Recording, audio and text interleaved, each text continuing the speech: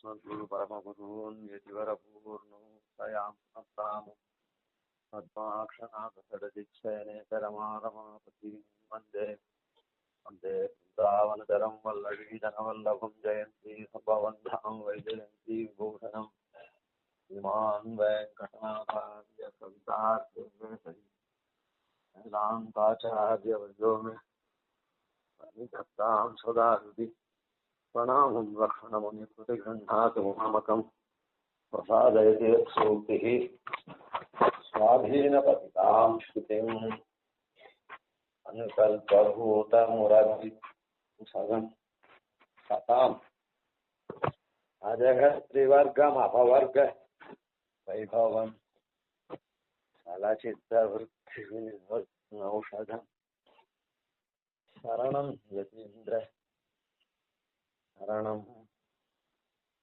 प्रणीमहे।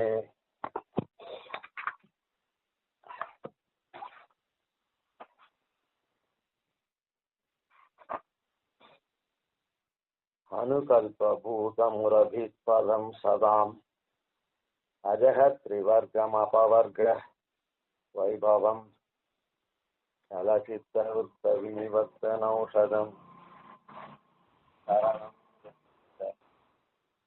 शरणं ஸ்லோகத்துல நம்முடைய வாக்கு எதிராஜர ஸ்தோத்திரப்பட்டதால தூய்மை பெறது அப்படின்னு சாட்சியம். தன்னுடைய வாக்கு பருஷமாவெல்லாம் இருக்குது, தோஷங்கள்லாம் உடையதா இருக்கு.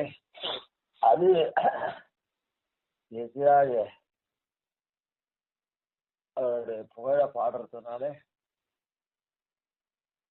அது சுபகமா இனிதா இருக்கிறது, எல்லாரும் ஆஸ்வாதம் பண்ணும்படியா இருக்கிறது அப்படின்னு சொல்லி இப்போ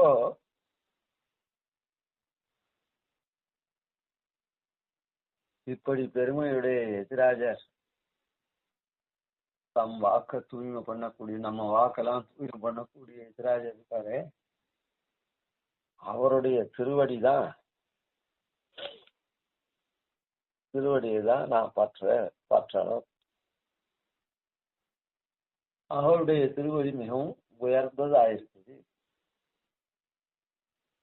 எம்பெருமானுடைய திருவடியை காட்டிலும் எதிராஜருடைய திருவடி உயர்ந்தது அப்படின்றத இந்த ஸ்லோகத்துல சாய்க்கிறார்.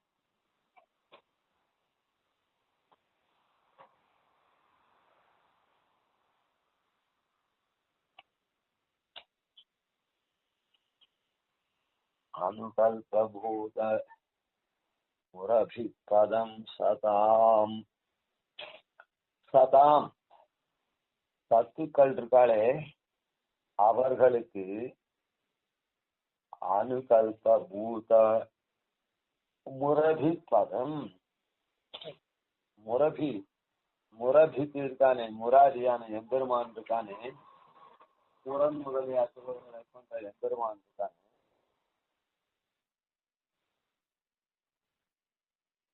அந்த எம்பெருமானுடைய திருவடி இருக்க, அந்த திருவடி அனுகல்பம்.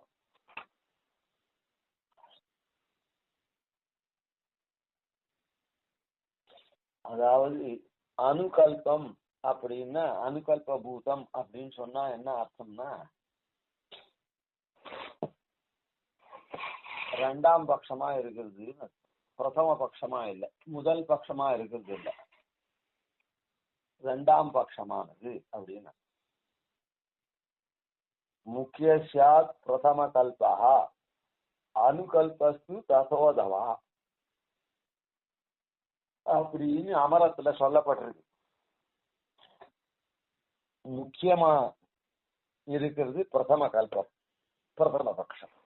பிரதம கல்பம்னா முதல் தரம்னு வச்சுக்கோங்களேன்.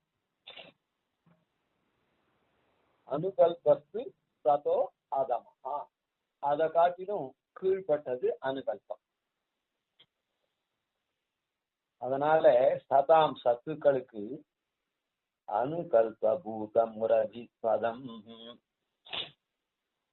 இரண்டாம் பட்சமான எம்பெருமானுடைய திருவடிகள். அப்படிப்பட்ட பெருமையை உடையதாய் எது எதிராயுடைய திருவடி. அஜக திரிவர்க்கம். திரிவர்க்கம் அப்படின்னா திரிவர்க்க புருஷார்த்தம் மூணு, மொத்தம் 4 புருஷார்த்தம். அறம் பொருள் இன்பம் வீடு தர்ம அர்த்த காம மோக்ஷம் அப்படி. அதுல இந்த திரிவர்க்கம் இங்குற்றையது. தர்ம அர்த்த காமம்ன்றது. மோக்ஷம்ன்றது பரமபதத்துல பெறக்கூடிய ஆனந்தம். அதனால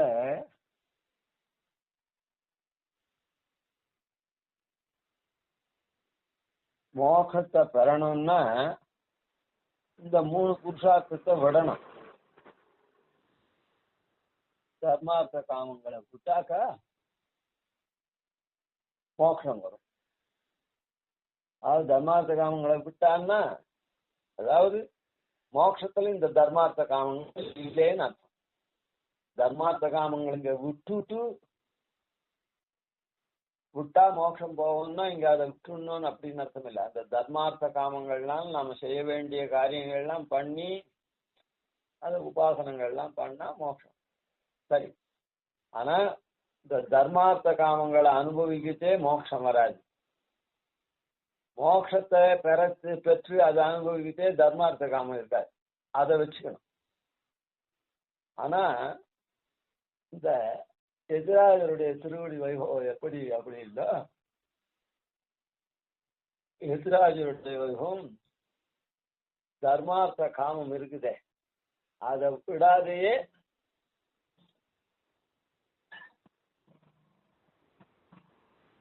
அபவர்க்க வைபவம் மோக்ஷானந்தத்தை அடையக்கூடியத அனுபவிக்கக்கூடியத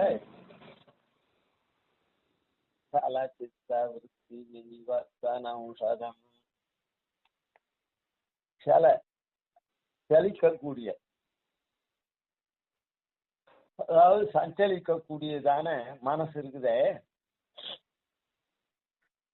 அந்த மனநிலைய வினிவர்த்தன ஔஷதம். வினிவர்த்தன ஔஷதம் போக்கக்கல்ல மருந்தா இருக்கக்கூடியது. அப்படிப்பட்டதான யதீந்திர சரணம், யதிராஜருடைய ஸ்ரீபாஷ்யகாரருடைய திருவடியை சரணம் விரணீமஹே, சரணமாக பற்றுகிறோம்.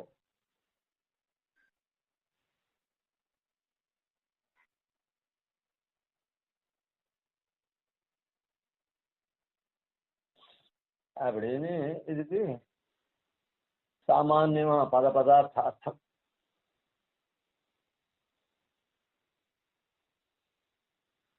அனுகல்பூத முரபிப்பதம் சதாம்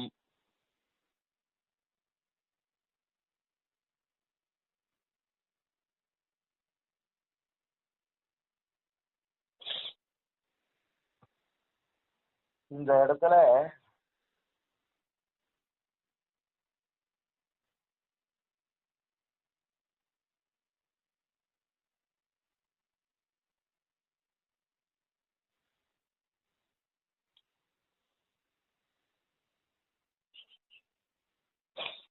ராமானுஷன் சரணே கதி வேறனக்கே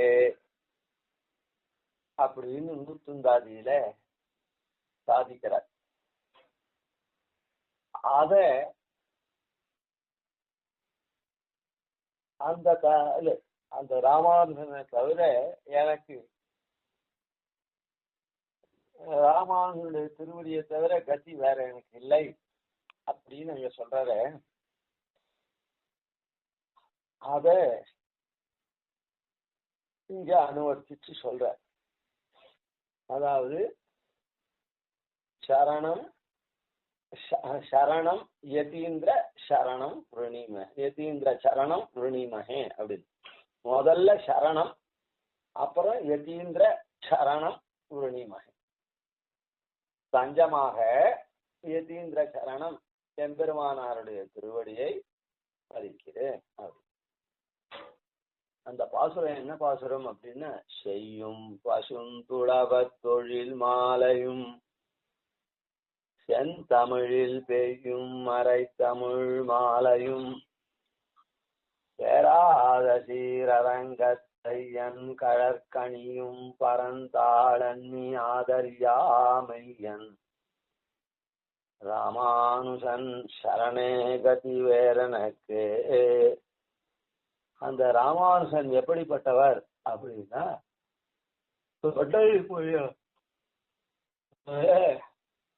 தவிர வேற ஒண்ணுத்தையும்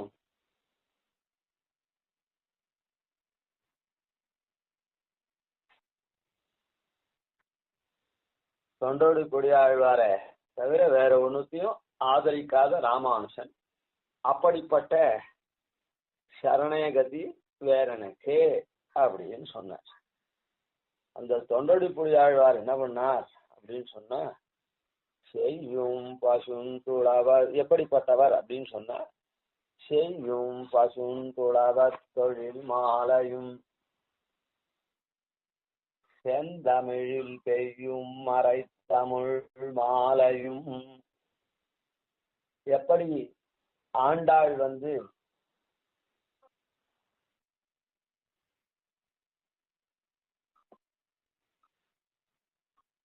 அன்னவயல் புதுவை ஆண்டாள் அரங்கற்கு பன்னு திருப்பாவை பல்பதியும் இன்னிசையால் பாடி கொடுத்தாள் நற்பாமாலை,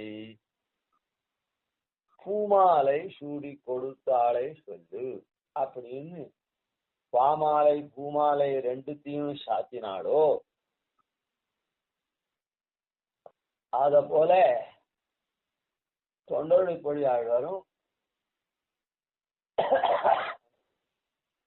எம்பெருமானுக்கு அரங்கனுக்கு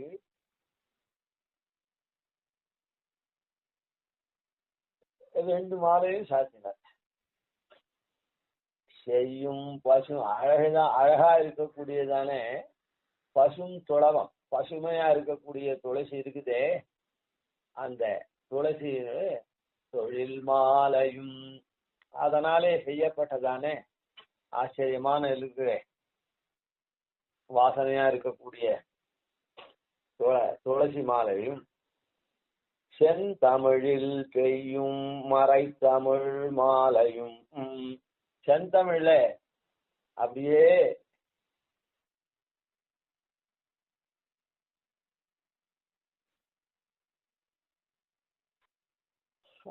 பெருகக்கூடியது போல இருக்கக்கூடிய பசுந்தமிழ் மாலையும், செந்தமிழில் பெய்யும் மறை தமிழ் மாலை. செந்தமிழ்ல மறையா பாடின தமிழ் மாலை.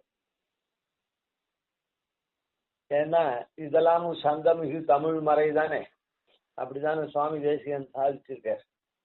சந்தமிகு தமிழ் மறையோன் தூப்புல் தோன்றும் வேதாந்த குருமொழிந்த பிரபந்தசாரம் அப்படின்னு சொன்னார். அதனால தமிழ் மறை மாலை, தமிழான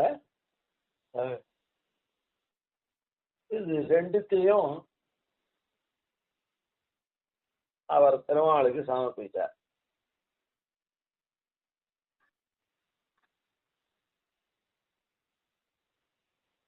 என்ன ஏற்றம் அப்படின்னு சொன்னா, அந்த துளவ மாலை இருக்குதே,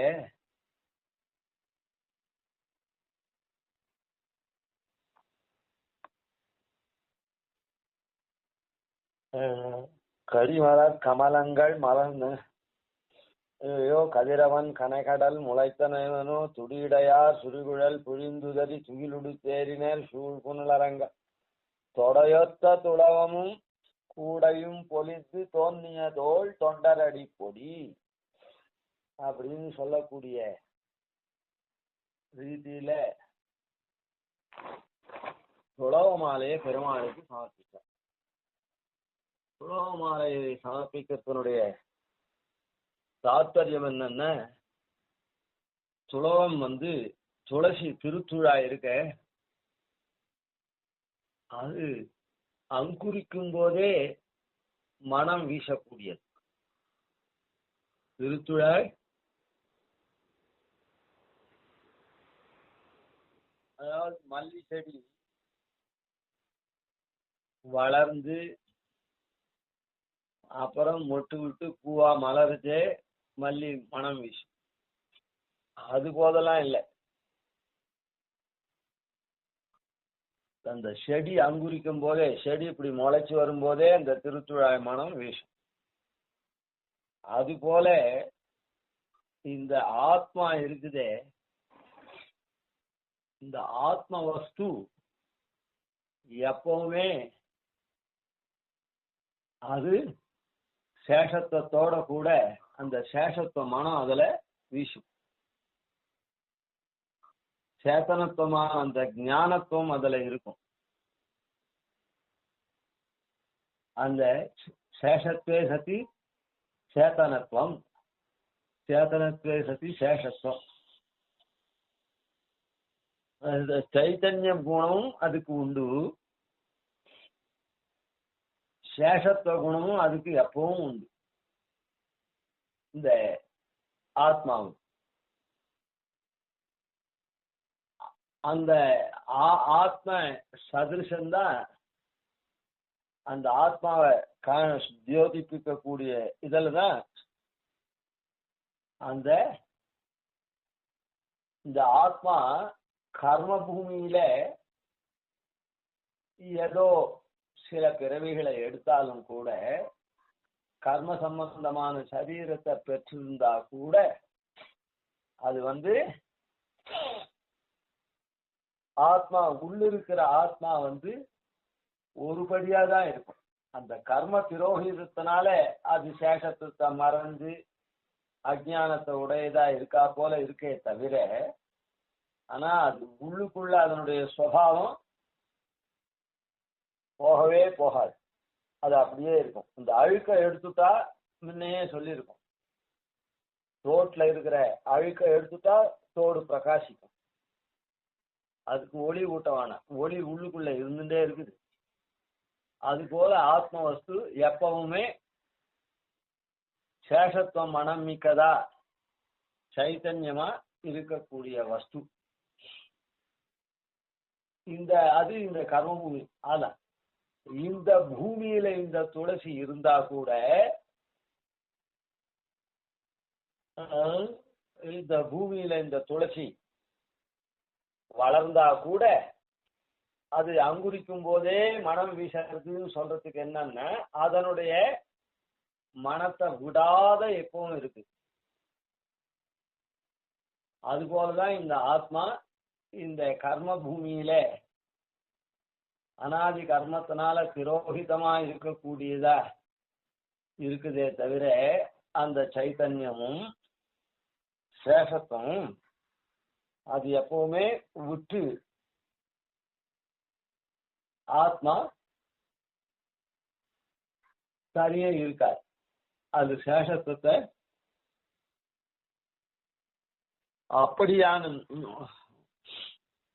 அப்படியான மாலையே அதான் இந்த சேஷம் எம்பெருமானுக்கு நாமெல்லாம் அதான் தொண்டை அடியவன் அப்படின்றத காண்பிக்க கூடியது. அதை ஜோதிப்பிக்கிற வகையில இருக்கக்கூடிய இந்த துளசி மாலையை தான் பெருமாளுக்கு இவர் எப்பவும் சாத்துற. இந்த கொஞ்சம் விஷயம் புரிஞ்சவாளுக்கு இத ஒண்ணு சொல்றேன், அத கொஞ்சம். அதாவது பெருமாள் எப்படி எழுந்திருக்கார் அப்படின்றத வர்ணிக்கக்கூடியதாவது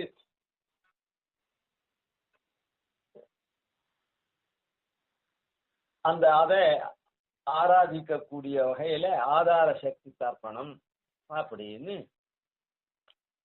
ஒன்னு பெரியோர்கள் சந்தியாவந்தனம் ஆன உடனே மந்திர ஜபம் ஆன உடனே ஆதார சக்தி தர்ப்பணம் பண்ணணும்.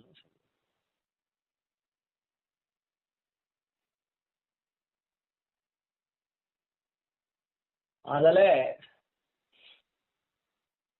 கீழே கீழே இந்த பிரகிருதிக்கு மேல வைகுண்ட லோகம், வைகுண்ட லோகத்துக்கு மேல பெருமாள் அங்க எழுந்தருள் இருக்கு. அதான் வைகுண்ட லோகத்துல தான் பெருமாள் எழுந்திருக்கு. அந்த பெருமாளுடைய ஆசனம், அந்த ஆசனத்துக்கு மேல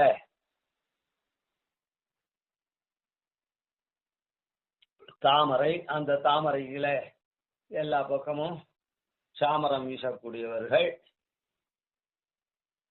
பெருமாள் ஸ்ரீதேவி பூதேவி சகிதமா இருக்கா. அதுக்கு முன்ன ஆச்சாரியர்கள்லாம் பশ্চিமோத்தர பாகத்துல இருக்கா. பெருமாள் கிரீட்ட முக்தாதிகள்லாம் சமைச்சுட்டு இருக்கான். அப்புறம் பூஷணங்கள்லாம் சமைச்சுட்டு இருக்கான். பீதாம்பர பூஷணங்கள்லாம் சமைச்சுட்டு இருக்கான். ஆயுதங்கள்லாம் ஏந்திட்டு இருக்கான். திருவடியில பாதுகை இருக்குது. விஷக்ஷேன பிரபுதிகள் அவனுக்கு ராஜ்யத்துக்கு இதுவா இருக்கா, மந்திரிகள் மாதிரி இருக்கா. அப்புறம் துவாரபாலகர்கள் இருக்கா. அப்புறம் கணாதிபதிகள் இருக்கா. அப்படின்னு போய் நித்தியன் முக்தர்கள்லாம் இருக்கா அப்படின்னு சொல்லிட்டு வர ஆதார சக்தி. அதுல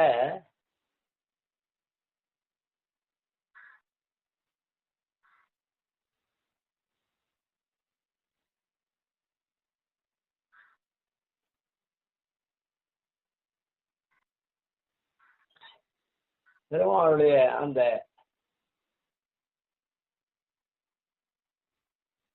ஒவ்வொரு விஷயத்தையும் சொல்லிட்டு வரச்சே அதுக்கெல்லாம் பெருமாளுடைய பூஷணாயுதங்களுக்கெல்லாம் அதிதேவத்தை சகிதமா சொல்லப்பட்டிருக்கும். சுதர்சனாயேதி ராஜாய நமஹா, பாஞ்சஜன்யாய சங்காதிபதியே நமஹா அப்படின்னு அதுக்கு முன்ன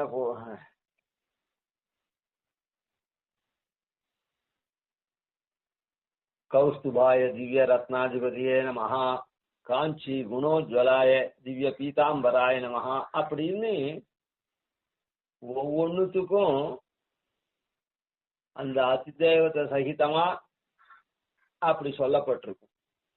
பெருமாள் அப்படிலாம் உடையவர் அப்படின்னு சொல்லு.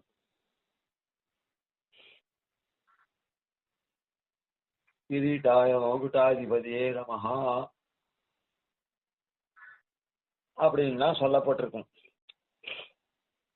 ஆனா துளசிக்கு மாத்திரம் அந்த இடத்துல ஸ்ரீமத் துளசியை நமஹா அப்படின்னு சொல்றோம்.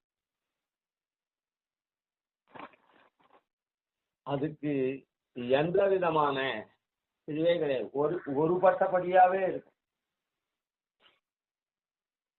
ஒரு பட்டப்படியாவே இருக்கும். கௌஸ்துபாய திவ்ய ரத்னாதிபதியே நமஹா அப்படின்னு சொன்னா கௌஸ்துபம்ன்ற ரத்னமா இந்த ஜீவன்லாம் இருக்கான். குருடன் மணிவரமாக அப்படின்னு கௌஸ்துபா அதிதேவத்தை இவன்லாம் மணி போல அது இருக்கான்னு அப்படின்னு இருக்கு. சரி, அந்த மாதிரி எல்லாம் சொல்லிட்டு வர இடத்துல ஸ்ரீமத் துளசியை நமஹா அதில் ரொம்ப உள்ள போவானா. அது ஆச்சாரிய சகாசத்துல எல்லாம் நம்ம கேட்டு விவரமா கேட்டுக்கிறவா கேட்கட்டும். இது பொது உபன்யாசமா இருந்தாலும் அது கோடிட்டு மாத்திரம் காமிக்கிறோம். அந்த துளசிக்கு வரச்சே எந்த விதமான இதுவும் இல்லாத ஒரு பட்டப்படியா சொல்லியிருக்கு. ஸ்ரீமத் அதனுடைய பெருமையை மாத்திரம் சொல்லி அந்த ஸ்ரீ அதுக்கு இருக்கு. அப்பவும் அதான் சேஷத்துவம் தானே. சேஷோகி பரமாத்மனஹா அப்படின்ற அந்த சேஷத்துவம் தான் அந்த கைங்கரியத்துக்கு ஹேத்துபூதமா இருக்கிறது. அதனால அந்த ஸ்ரீமத் அது எப்பவும் விடாது இருக்கிறதுனால ஸ்ரீமத் துளசியை நமஹா அப்படின்னு சொல்லப்பட்டு. அதான் அதனால இங்க இருந்தாலும் சரி வைகுண்டத்துல இருந்தாலும் சரி அது துளசியே தான்.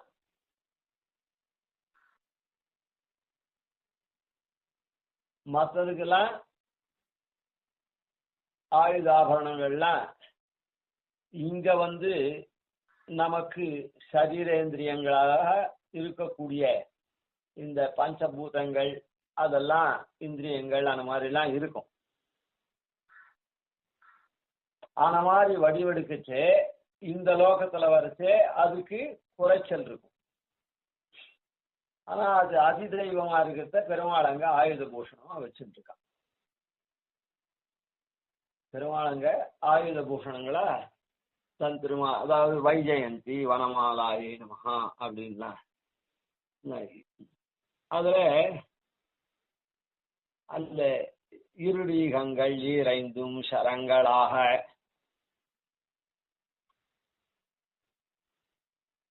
இருபூதமாலை வனமாலையாக அந்த வனமாலை அங்க இருக்குது பெருமாளுக்கு. அது என்னது இங்க வரைச்சே அது அதிதெய்வமா இருக்கு. இங்க நமக்கு இருபூதமாலையா இருக்குது. பஞ்ச தன்மாத்திரங்களாகவும் பஞ்ச பூதங்களாகவும் இருந்து நமக்கு சரீரமாலாம் இருக்குது. அந்த மாதிரி ஒவ்வொன்றும் இது நம்ம கிட்ட இருக்குது. இங்க இந்த ஆத்மாவுக்கு ஒவ்வொரு பிரகரணத்துல ஒவ்வொரு உறுப்பாவோ அவயவமாவோ அந்த மாதிரிலாம் இருக்கு, இந்திரியங்களாவோ அப்படிலாம். அங்க அதிதெய்வத அங்க இருக்கு. இங்க இது இது பிரகிருதி மயமா இருக்குது. அங்க அது சுத்த சத்துவமயமா இருக்கு அந்த அதிதெய்வம் எல்லாம். ஆனா இந்த துளசி இருக்குதே, அந்த துளசியாகப்பட்டது எப்பவுமே ஒருபடியாவே இருக்கு.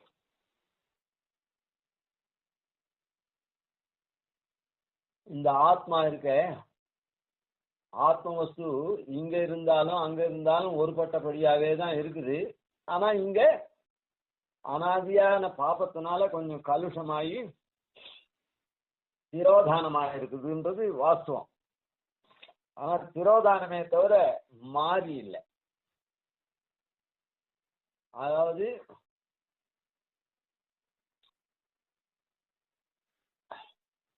மறைக்கப்பட்டிருக்கே தவிர இது கலுஷமாகல.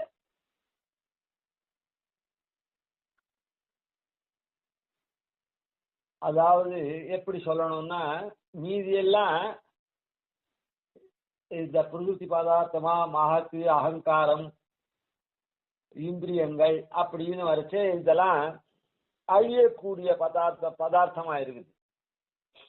ஆனா ஆத்மா அதாவது ஸ்வரூப விகாரத்தை அடையக்கூடியதா இருக்குது.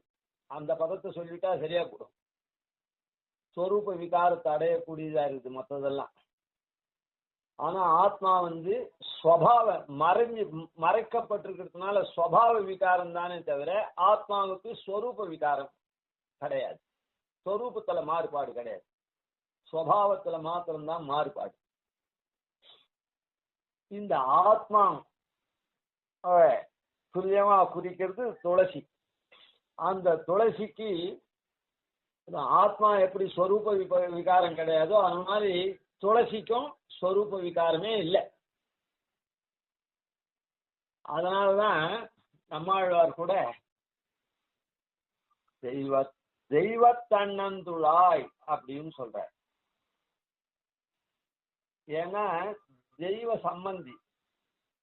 சம்பந்தியா இருக்கக்கூடியது அதுக்கு என்னைக்கும் ஸ்வரூப விகாரமே கிடையாது. தெய்வ சம்பந்தம்னா நித்திய சம்பந்தம். அதே இதெல்லாமும் பகவானுக்கு சரீரமா இருக்குதுன்னா கூட இதெல்லாம் ஸ்வரூப விகாரத்தையே அடையக்கூடியது.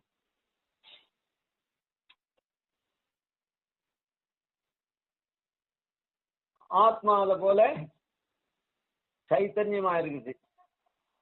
அதுதான் ஞானமா இருக்குது. அத போல துளசியும் அதை குறிக்கக்கூடிய துளசியும் மனம் மிக்கதா இருக்குது. அப்படி மனம் மிக்கதா இருக்கிறதுனால தெய்வ தன்னந்துழாய் தாராயினும் தழையாயினும் தன் கொம்பதாயினும் கீழ் வேலாயினும் நின்ற மண்ணாயினும் கொண்டு வீசுமினே அப்படின்னு தெய்வ தான் அந்த தெய்வ தன்னந்துழாய் இருக்குதே அதை என் மேல வீசுங்க, பகவானுடைய சம்பந்தியா இருக்கிறதே அப்படின்னு அந்த பாசுரத்துல இது பண்றாரு. அதுல அது எல்லாமே மனம் மிக்கதா இருக்கிறதுனால அங்குரிக்கும் போதுல இருந்து அது தாராயினும் தழையாயினும் தன் கொம்பதாயினும் கீழ் வேறாயினும் நின்ன மண்ணாயினும், ஏன்னா எல்லாமே மனம் மிக்கதா இருக்கிறதுனால வீசுங்கோள் அப்படின்னு சொல்ற. அதனுடைய இன்னும் உள்ளர்த்தத்துக்கெல்லாம் போகட்டா அதுல என்ன சொல்றது அப்படின்னு சொன்னா, அதான் இந்த எதுக்கா அந்த துளசியை வீச சொல்றாருன்னு சொன்னா, துளசி ஆத்மாவை குறிக்கக்கூடியதா இருந்தனால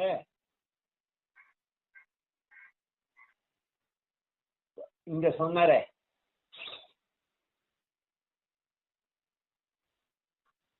கிரிய விக்ரியார்க தசையா சமிந்தே அப்படின்னு கீழே, அத போல அந்த ஆத்மாக்கள்லாம்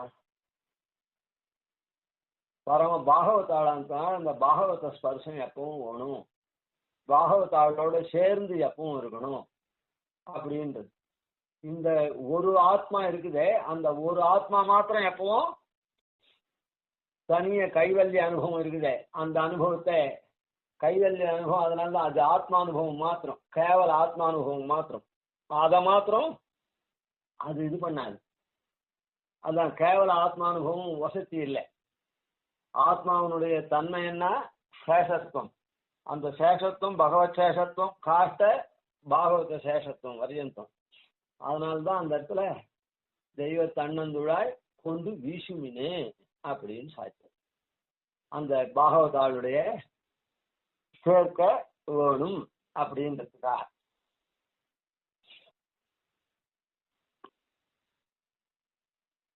அதனால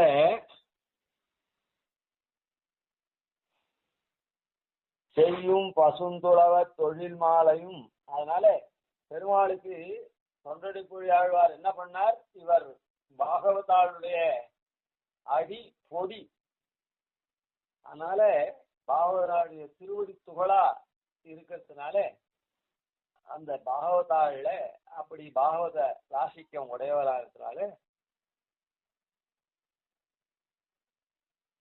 அந்த தன்னந்தூழா இருக்க அந்த தளத்தெல்லாம் அப்படியே மாலையா கட்டி சாத்துறார் பெருமாளுக்கு.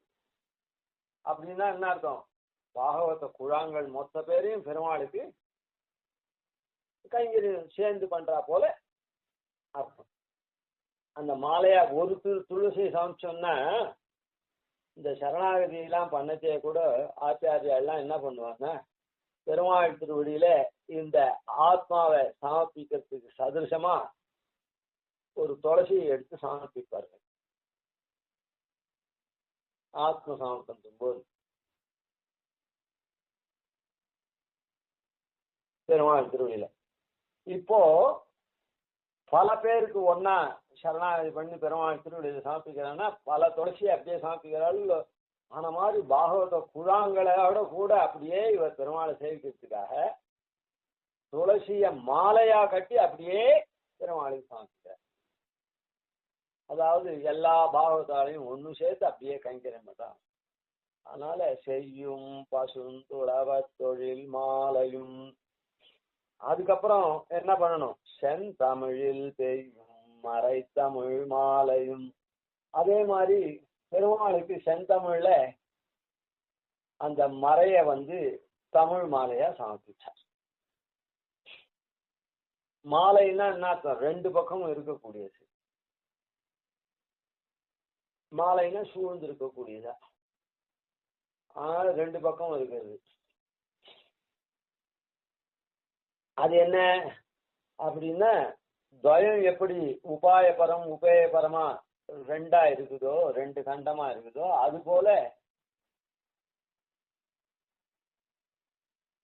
திருமாலை திருப்பள்ளி எழுச்சி அப்படின்னு ரெண்டு பிரபந்தத்தை இவர் சமைச்சார்.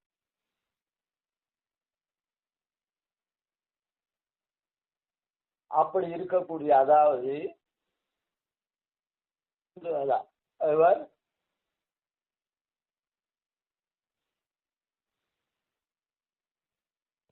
தொண்டருக்கெல்லாம் அடியவராகவும் அடி பொடியாகவும் இருந்து பெருமாளுக்கு அந்த தொண்டர்கள் எல்லாரையும் கூடி அவளுடைய திருவடியா இருந்து பெருமாளை அனுபவிக்கிறார். அதுக்காக அதை தியோதகமா துளசி மாலையை கட்டினார், சமர்ப்பித்தார். இந்த மாலை இருக்குதே, இந்த ரெண்டா இருக்கக்கூடியதான துவயத்துக்கு சதுசமான இந்த பாமாலைய ரெண்டு பாமாலை, திருமாலை திருப்பள்ளி எழுச்சி அப்படின்னு. திருப்பள்ளி எழுச்சி அதான் திருமாலை அப்படின்னு சொல்றது. எம்பெருமான இடத்துல இவர் முதல் வாக்கியம் உபாயபரம், ஸ்ரீமன் நாராயண சரணம் சரணம் பிரபத்தியே அப்படின்னு. ரெண்டாவது வாக்கியம் ஸ்ரீமதே நாராயணாய நமஹா அப்படின்னு கைங்கரிய பரம், உபேய பரம். அதனால திருமாலையில எம்பெருமானே தன்னுடைய ஆக்கிஞ்சன்யாதிகள் அது இது எல்லாத்தையும் அனுசந்திச்சு எம்பெருமானுடைய பரத்வாதிகள் அவன் சரண்யனா இருக்கக்கூடிய தன்மை எல்லாத்தையும் அனுசந்திச்சு தானே ஸ்ரீமன் நாராயண சரணோ சரணம் பிரபத்தியே அப்படின்னு அவனிடத்துல சரணாகி பத்திரம் ஆன மாதிரியா யானை என்ன பண்ணிச்சு, கஜேந்திராழ்வான் சரணாகதி பண்ணா பெருமாள். அந்த விற்த்தாந்தத்தை கடைசியில சொல்லி அத்தை முடிச்ச தலை கட்டின. இந்த எம்பெருமான திருப்பள்ளி எழுச்சி அப்படின்னு சொல்றது ஆண்டாள் சொன்னாலே சோச்சிஷ்ட பாராத்தியம்சம் ஸ்ருதி சதசிர சித்தம் அத்தியாபயந்தி அப்படின்னு. ஆன மாதிரி கிருஷ்ணம் உத்போத்திய கிருஷ்ணம் அப்படின்னு சொல்லி எழுப்பி சொன்னாலே, அத போல இவர் திருப்பள்ளி எழுச்சியில இவ எல்லாரும் கைங்கரியத்துக்கு சுத்தமா வந்திருக்கா, அந்த வேலை வந்துடுத்து, எல்லாருக்கும் கைங்கரியம் பண்ணக்கூடிய வேலை வந்திருக்கு, நீ எழுந்துடணும், அதாவது எழுந்துடணும்னு நான் கைங்கரியத்தை ஸ்வீகரிக்கணும்ன்ற ரீதியில திருப்பள்ளி எழுச்சியை சொன்னேன். அதனால இப்படி சொன்ன அந்த தொண்டர் கொடியாழ்வாருடைய செயல் என்ன, சொல் என்ன, செயல்களால பண்ணப்பட்டதான மாலை, சொல்லால சொல்லப்பட்டதான மாலை, இது ரெண்டு மாலையும் இப்படி சமர்ப்பிச்சாரே. அதாவது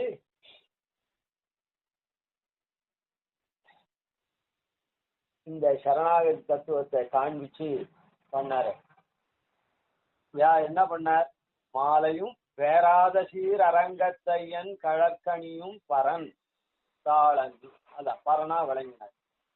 அதாவது எம்பெருமான் ஸ்ரீரங்கநாதனுடைய கழற்கே இதை சமர்ப்பிக்கக்கூடியவரா, திருவடியிலே சமர்ப்பிக்கக்கூடியவரா இருந்த பரன், உயர்ந்தவரா இருக்கக்கூடிய அவருடைய திருவடியை தவிர வேறொன்றும் ஆதரியாமையன். இப்படி சரணாகதி சாஸ்திரத்தை, அதாவது இந்த சரணாகதாள் எப்படி இது பண்றா, அங்க போய் பெருமாளுக்கு கைங்கரியம் பண்றா, இங்கேயும் இருக்கா அங்கேயும் இருக்கா. அதனால லீலா விபூதியில இருந்துதான் அப்புறம் நித்திய விபூதிக்கு போறா. அதனால அந்த துளசி மாலை ரெண்டு பக்கமும் ரெண்டு மாலை ரெண்டு பக்கமும் அணிஞ்சுட்டு இருக்கு. லீலா விபூதியில இருக்குச்சேவும் இவா எம்பெருமானுக்கும் மனம் மிக்கவாளா கைங்கரியம் பண்ணிந்தா. முதல்ல அன்று நான் பிறந்திலேன்ற தசையில இருந்தா கூட அப்ப லீலா ரசத்தை கொடுத்தவாளா இருந்தா. அதுக்கப்புறம் கொஞ்சம் கொஞ்சமா முமுட்சுவானாகட்டும் அந்த லீலா ரசத்துல அவன் எப்படி சாஸ்திரங்களை காமிச்சானோ அதுபடி சாஸ்திரப்படி நடந்து இது பண்ணான். சாஸ்திரத்துக்கு மாறி, அதாவது ஒரு ஆட்டத்துல முதல்ல ஆட்டத்துல தோற்பாம் போல இருக்குது, சாமர்த்தியம் இல்லாத ஆடுறா போல தெரியுது. அதுக்கப்புறம் அந்த ஆட்டத்துல ஜெயிச்சுட்டான். அது போல முதல்ல இவன் கேவல லீலாரசத்தை, அதாவது சாஸ்திரத்தை மீறி தாறுமாறா நடக்கிறவன் மாதிரி இருந்தான். அதுக்கப்புறம் நல்லபடியா ஆடுறா போல சாஸ்திரத்தின்படி அவலம்பிச்சு, அதுவும் லீலாரசத்துல, அதுவும் ஆட்டத்துல சேர்ந்ததுதான். அது போல எம்பெருமானுக்கு லீலாரசத்தை கொடுத்து இங்க இருந்தான். அப்புறம் அங்க போகரசத்துல போக விபூதியில போய் எம்பெருமானுக்கு நிறுத்திய கைங்கரியத்தை பண்றான். அதனால பெருமாளை இவன் எப்பவுமே இங்கேயும் அணைஞ்சுதான் இருக்கான், அங்கேயும் அணைஞ்சுதான் இருக்கான். அதை காண்பிக்கிறது தான் அந்த துளசி மாலை. ரெண்டு மாலைன்னா ரெண்டு தோல்லியும் தான், ரெண்டு பக்கமும் தான் இருக்காது. அதே மாதிரி சரணாகதியினுடைய காண்பிக்கிறது, மந்திரத்தினுடைய அர்த்தத்தை வச்சு காண்பிக்கிறத ரெண்டு பாமாலையும் பாடினான். இது மூலமா இந்த சரணாகதி அனுஷ்டானத்தை, இந்த ஜீவனுடைய தன்மையை காண்பித்தார். அவன் அனுஷ்டிக்கிற உபாயத்தினுடைய மந்திரத்தினுடைய தன்மையும் அந்த பாமாலையினால காமிச்ச இப்படி சரணாகதி தத்துவத்தை பரந்தாளன்னி ஆதரியாம அவர் காண்பித்த தொண்டடிப்படி ஆழ்வார் தவிர வேற ஒருத்தரையும் இவர் ஆதரிக்கல அப்படின்லாம் சொல்லப்பட்டாரு. அப்படிப்பட்ட ராமானுசன், அவருடைய திருவடிதான் நாம் ஆசிரியக்கணும். அதனால ராமானுசன் சரணேகதி வேறனுக்கே அப்படின்னு அங்க சொன்னாரு. அந்த விஷயத்தை தான் இந்த ஸ்லோகத்துல சரணம் யதீந்திர சரணம் விரணீமஹே அப்படின்னு சொன்னார். அதுக்கு 3 காரணங்களை இவர் இங்க சாதிச்சார். 3 காரணங்களை, அதாவது எம்பெருமானுடைய திருவடியை காட்டிலும் இது உயர்ந்த திருவடி அப்படின்னு சொன்னார். அனுகல்பூத முரபி பதம் சதாம் அப்படின்னு அனுகல்பூதமா இருக்குது பெருமாளுடைய திருவடி, இவரது பிரதம கல்பமா இருக்குது அப்படின்னு சொன்னார். பெருமாளை ஆசிரியிச்சு மோட்சம் போனாக்கா இங்க இப்படியும் வச்சுக்கலாம், இந்த திருவர்க்க புருஷார்த்தத்தை கொண்டு இங்க பெருமாளை ஆசிரியிச்சு மோட்சத்துக்கு போனா அப்ப இந்த திருவர்க்க புருஷார்த்தம் அங்க கிடையாது. அதனால மோட்சத்துல திரிவர்க்கம் இல்லாதனால அஜக திரிவர்க்கம் அபவர்க்க வையம்னு இந்த எம்பெருமானாருடைய திருவடியை இங்க ஆசிரியிச்சோம்னா திரிவர்க்கத்தை விடாதையே ஆழ்வார் சொன்னாரு, நல்ல பதத்தால் மனை வாழ்வர் கொண்ட பெண்டிர் மக்களே அப்படின்னு. கொண்ட பெண்டிர் மக்களோட கூட நல்ல பதத்தால் மனை வாழ்வர், அதான் கொண்ட பெண்டிர் மக்களோட கூட மனை வாழ்வர். அது கேவலம்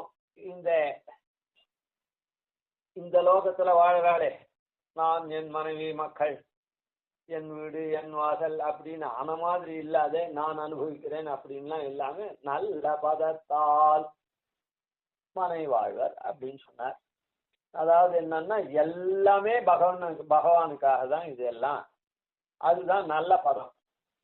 ஒரு வஸ்து களி ஆயிடுதா அப்படின்னு கேட்டா ஆயிடுத்து, இன்னும் கொஞ்சம் பதமாகணும் அப்படின்னு. களிய ஆனா கூட இன்னும் கொஞ்சம் பதமாகணும் அப்படின்னா இறக்கியாச்சு.